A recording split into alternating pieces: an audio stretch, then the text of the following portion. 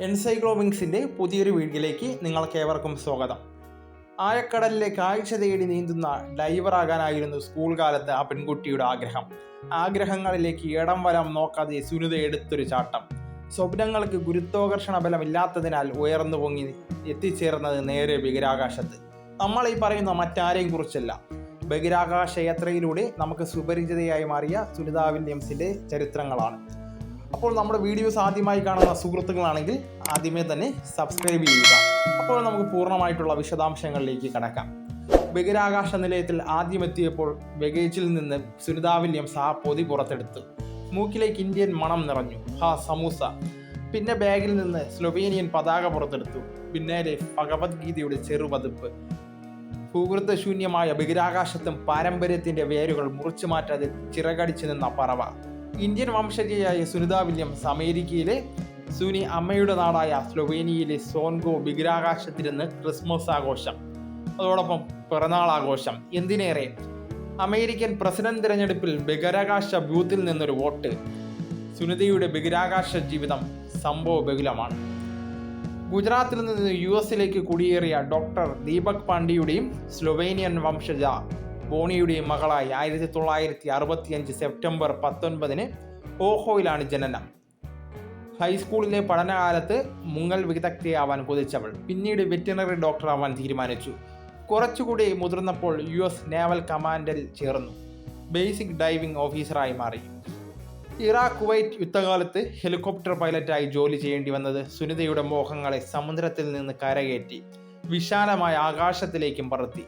പിന്നീട് പറക്കലുകളുടെ കാലമായിരുന്നു. 30 വ്യത്യസ്ത തരം വിമാനങ്ങളിൽ 3000-ലധികം മണിക്കൂറുകൾ പറന്നു കണ്ട ആകാശങ്ങളുടെ അതിരുകൾ അവളെ പെട്ടെന്ന് ബോറടിപ്പിച്ചു. ഒരേ ആകാശം, ഒരേ ഭൂമി. നാവികസേന ഉപേക്ഷിച്ച് നേരെ നാസയിൽ. 1998 ബഹിരാകാശ യാത്രികയായി നാസ അംഗീകരിക്കുകയും ചെയ്തു.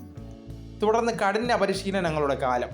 മനസ്സും ശരീരവും സാങ്കേതിക ജ്ഞാനവും മെരുക്കിയെടുത്ത് 2006 ഡിസംബർ 9 ഡിസ്കവർ എന്ന ബഹിരാകാശ പേടകത്തിൽ ആദ്യ ബഹിരാകാശ യാത്ര.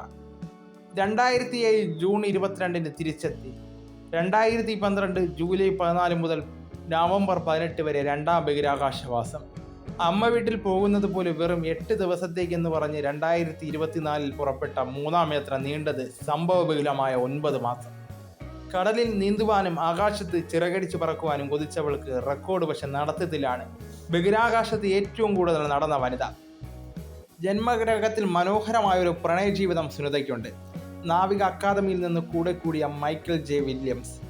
ഇന്ത്യൻ വംശജയായ സുനിതയിൽ നിന്ന് ഗീതയും ഉപനിഷത്തും ഹിന്ദുമത സാരാംശവും പഠിച്ചെടുത്തയാൾ. ഹെലികോപ്റ്റർ പൈലറ്റായിരുന്ന വില്യംസ് ഇപ്പോൾ US ഫെഡറൽ പോലീസ് ഓഫീസറാണ്. ഇരുവർക്കും മക്കളില്ല.